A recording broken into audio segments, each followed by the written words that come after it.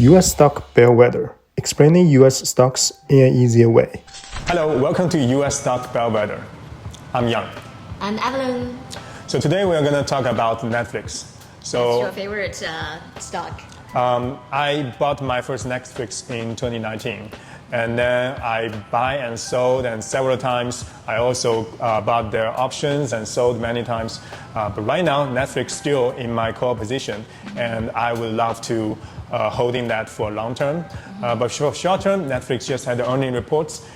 It was very good, but because the valuation has been stretched and the PE ratio is too high for recently, so in the near term, it may have some turbulence, but for the long term, I'm still looking forward to the strong growth of Netflix. But actually, I'm curious, so is Netflix a tech stock or considered an entertainment stock? Actually, Netflix is a combination of technology and entertainment. And Netflix is the biggest entertainment company in the world, double the market value of Disney. Really? And 8 Hollywood film companies combined is not even exceeding Netflix market value. So Netflix has become actually the top 10 of NASDAQ, not the top 10 of S&P 500, has been a group of, it's called FAANG, F-A-A-N-G. It's Facebook, Apple, Amazon, Netflix, and Google, right? But after that, because Facebook changed the name to Meta, so the group becomes kick Netflix out because they have been struggling with the subscriber growth, and Nvidia comes to take place of the Aquarium group, so it becomes Magnificent 7. So Netflix is not as high as the market value, like in the 1 trillion club, but it's still, I think, in the future will become the next $1 trillion company. So how does Netflix actually start, and how does Netflix become this giant company?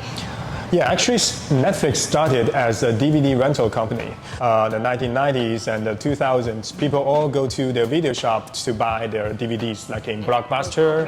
You have to walk to the store or drive to the store to rent DVD at a fixed price, and you will be charged for a late fee if you forgot to return it. So it sounds like a library. Yeah, at that time, Blockbuster, they are the biggest video shop in US. They are running 9,000 stores, and they make $6 billion revenue. And actually, 16% of their revenue comes from the late fee. So that's why they cannot cancel the late fee. But then, how does Netflix charge their subscribers? Netflix doesn't charge the late fee. Then so how could they make money, and what does they charge for? So at first they charge you at the cost of the DVDs. For example, invented the monthly membership program that if you pay a monthly fee, then you can rent as many as you want, and you can choose not to return it. However, and then they will charge you by credit cards. Because when you subscribe to their monthly membership, you use your credit card, then they will automatically take the DVD price from your credit card. So they are not at loss. But that sounds smart. Netflix has been in a fierce competition with all the copycats because everybody just copy Netflix mode of the DVD rental. So in 2007, so the CEO Reed Hastings decided to do online streaming. Because YouTube has been emerged at that time, so people are moving their eyeballs to YouTube. Even though at the beginning, Reed Hastings think that people should be relying on DVD because it has a higher resolution, better quality content. But actually, no. YouTube is much easier to get than you waiting for the mail delivered to your house, right? So users they can sacrifice on the quality of the video, but they want to have a more convenient way to get access to the content. So when they become streamer? When they move their content to online streaming, it's because the internet speed and the broadband has become larger and faster, so that enables them to online streaming 720p. They only have 600,000 subscribers when they're doing DVD rental. But after they move into online streaming, they have breakout to millions of subscribers. And then recently, they just break 300 million subscribers. Is the largest online streaming platform. Yeah, Disney Plus is 120 million, plus Hulu Plus, it will be 180 million. Disney has become like a value trap that the stock price haven't been grow for like 10 years. When Netflix realized DVD rental has reached the bottleneck, they moved to online streaming. When they found out they have to buy the copyrights from other filmmakers, from other TV show makers, paying too much price for a 5-year, 10-year contract, but they can take out their content after the contract. So they have no sense of security. So they have to move to the next step, which is in 2013, they decided to shooting their original film and TV shows. And very luckily, Netflix produced the first very popular original content. It's called House of Cards. Yeah, I think like I remember it's even being recommended by the previous president Obama. Yeah. So that was a very lucky first move. During the growth of Netflix in the past 25 years, it has experienced many turning points that could bankrupt its company, but they all turn into a new opportunity, which is they revolutionized their content. They bought the very popular show Breaking Bad. Still my favorite. Right from Sony AMC, but Sony AMC never think about to start their own online streaming platform. They bought Breaking Bad at season 3. When the season turned into a phenomenal season at the end, they get a lot of subscribers. They didn't even know it's a AMC TV show. Yeah, I don't even know. Everybody thinks that's a Netflix TV show. Yeah, so like we can also say like Netflix has a really good taste. Yeah, Netflix has a very good vision. So they always found out what the young people like to watch, what the industry future will be going. At that time, all the old filmmakers, Disney, Warner Brothers, Paramount, they all think they can just make easy money from Netflix by giving you the rights to broadcast their films and TV shows. Yeah, but after that, they found out they are far behind Netflix. Netflix has been developing original content for 12 years now. But Disney just moved to original content in 2020. Oh, and Disney, I think like right now, like what I remember is still those cartoon or cartoons and animations. They're very old like content. Like Mickey Mouse. If Disney didn't acquire Pixar, it would be collapsed much faster than right now. Because they bought Pixar from Steve Jobs. And Steve Jobs joined the Disney board. All the popular animation that you can think about for Disney for the past 20 years is from Pixar. So you think about Toy Story, it's from Pixar. Think about Cars. What about Marvel? It's also part of Disney. Yeah, right now, so right? Disney acquired Marvel, acquired 20th Century Fox, acquired the Lucasfilm. That's all the big moves. Yeah, it helped them. Their movie content has become larger and larger. However, they don't have their new original content. The biggest one is Frozen. I cannot think about the second popular film that Disney make for itself better than Frozen. Spider-Man belongs to Sony Columbia. So and all the Marvels, Iron Man and Batman belongs to DC. DC belongs to Warner Brothers.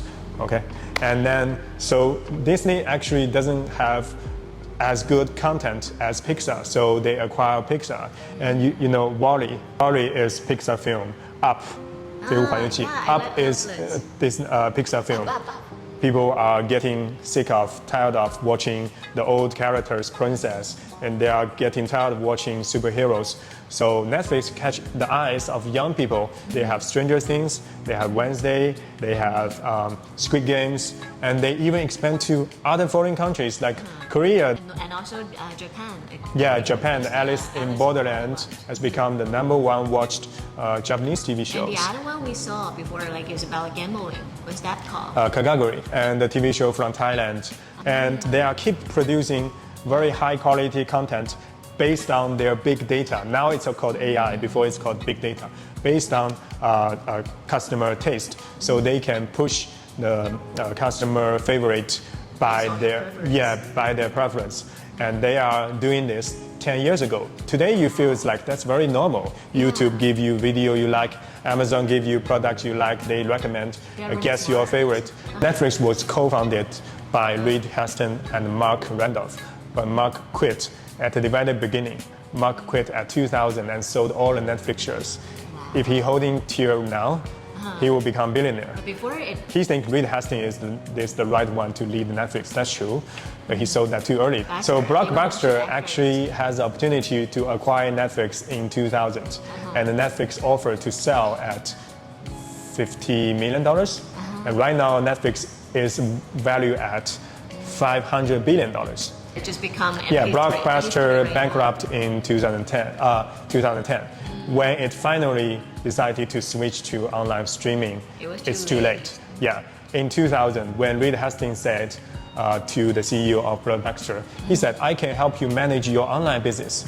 So I can help you to manage your online DVD delivering, mailing, right? So you can still doing your own brick and mortar shop business." But at that time, Blockbuster thinks Netflix is a losing business. He doesn't want to pay for that. And he think he is the big guy. Yeah. He running 9,000 stores in the United States, and he's making $6 billion annual revenue while he's paying for a very small startup. Just like, actually, Yahoo has the opportunity to buy Google at actually, then after that, $500 million, but Yahoo all give up that. Today, where's Yahoo? Yahoo is still alive, but Yahoo is delisted from the stock market.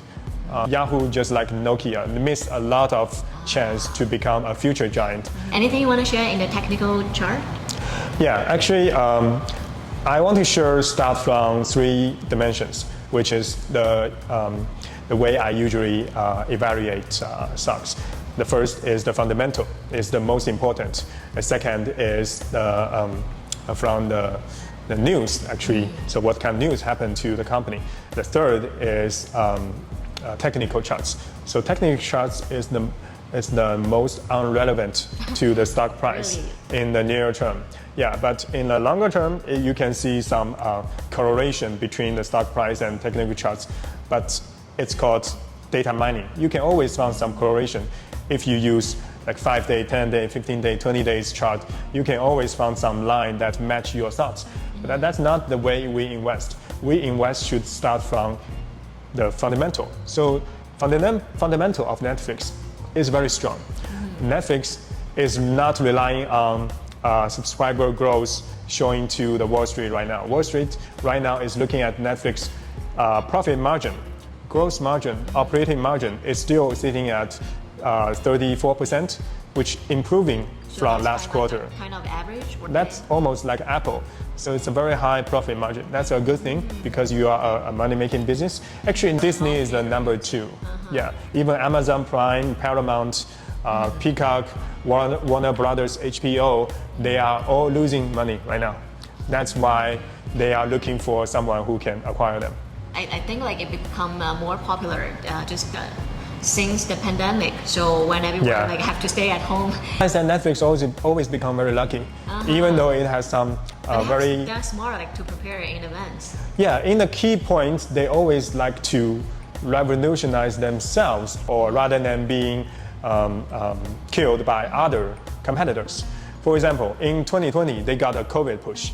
When COVID-19 hits, everybody locking at home, and then they have to do something for entertainment. The only thing they can do is watch Netflix watch TV. Or watch other streaming service, right? They cannot go to cinema and theater. They have to look after their kids at home. What they can do for the kids is to give them a Disney Plus or Netflix subscriber so they can watch their cartoons, they can watch their animations.